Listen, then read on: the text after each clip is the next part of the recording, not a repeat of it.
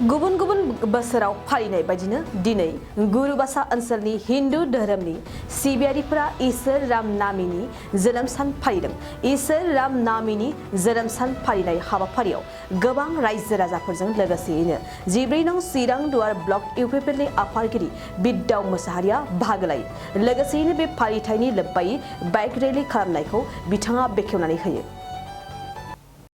दिनैहाय आङो राम नबमीनि जोंनि रायजो राजाफोरनिसिम आंनि गोसो गोरबोनिफ्राय आङो खुलुमनाय आं जासिदों। दिनैहाय जोङो 2023 मायथाइनि जे जोङो राम नबमी थामहिनबा रामनि जोनोम सान बे सानखौ जोंहा नैबे जोंनि मोनसे समाज दङ, सनातन धर्म समाज होननाय जोंहा गुरुबासायाव दङ। बे हिन्दु जागरण होननाय मोनसे आफाद दङ।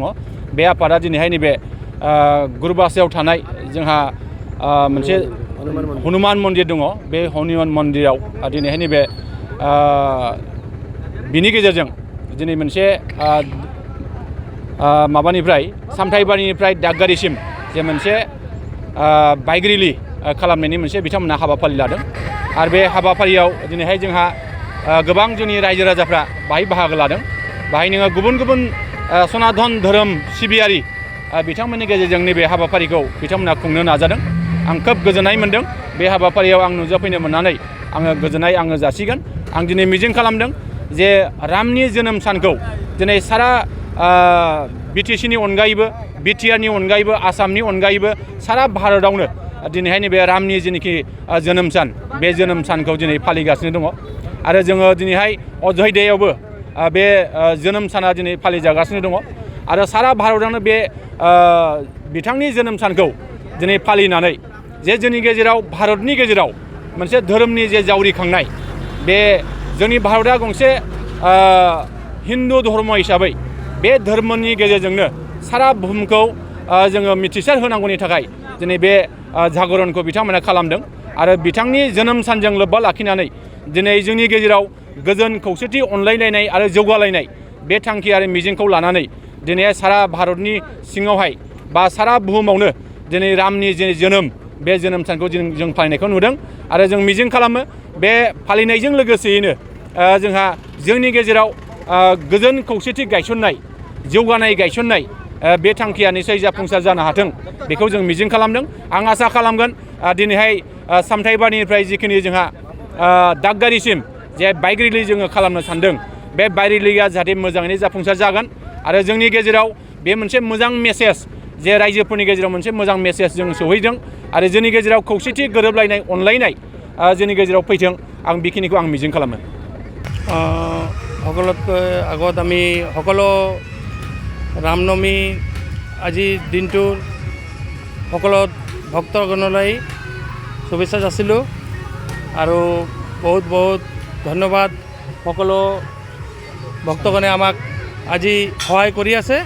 আমি আগতীয়াকৈ কৰি আহিছোঁ ৰামনৱমীৰ উৎসৱটো, আৰু এই বছৰো আমি অলপ ধুমধামেৰে কৰি আছোঁ। আমি প্ৰত্যেক বছৰে ৰামনৱমী মনাই আছোঁ। এই বছৰ কিন্তু আমাৰ অলপ বিশেষ এটা বাইক ৰেলীও আছে। আমাৰ বাইক ৰেলীটো আজি চামটাইবাৰীৰ পৰা দাঁতগাড়ীলৈকে বাইক ৰেলী আছে। আমাৰ সকলো দাঁতগাড়ীৰ পৰা দেওশ্ৰী, ৰুণিখাটা, গৰুভাষা সকলো ভক্তবৃন্দ আহি আমাৰ ইয়াত উপস্থিত হৈছে। ইতিমধ্যে আমি আমাৰ বাইক ৰেলীটো আৰম্ভ কৰিমেই। আৰু আপোনাৰ সকলোলৈ শুভেচ্ছা থাকিল ৰামনৱমীৰ।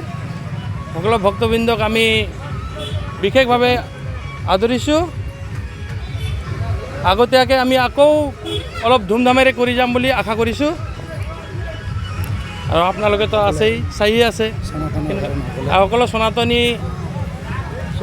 সনাতনীবিলাক আমাক যোগদান কৰি আহিছে। আজি সকলো সনাতনীৰ এটা ডাঙৰ উৎসৱ।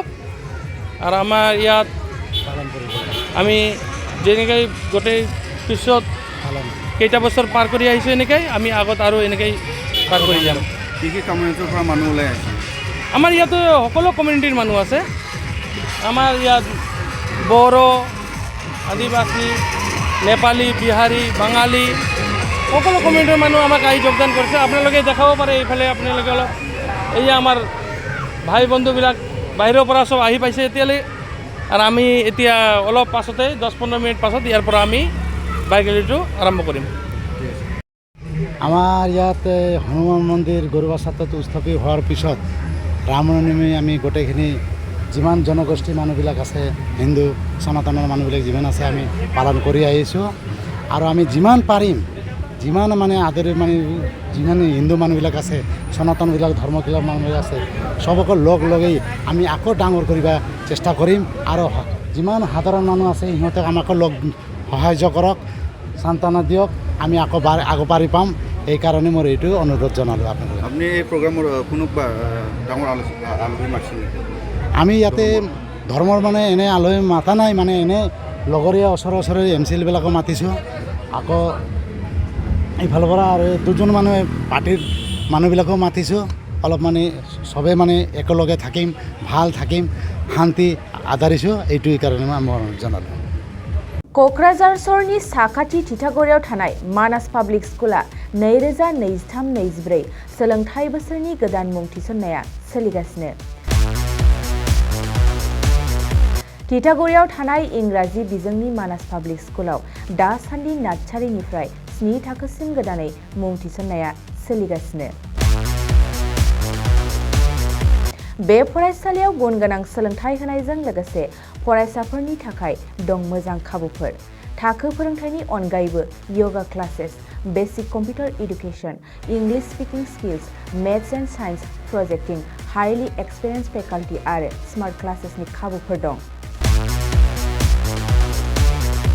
बेजों लोगोसेनो बे फरायसालियाव हौवासा आरो हिन्जावसानि थाखाय आलादा हस्टेलबो दं। गोसो गोनां बिजाथिफ्रा तितागुरिनि मानास पाब्लिक स्कुलाव मुं थिसन्नोब्ला नैबे मबाइल नाम्बार 6000853288 एबा 8638167582 आव कल खालामनानै सुलाद लानो हागोन।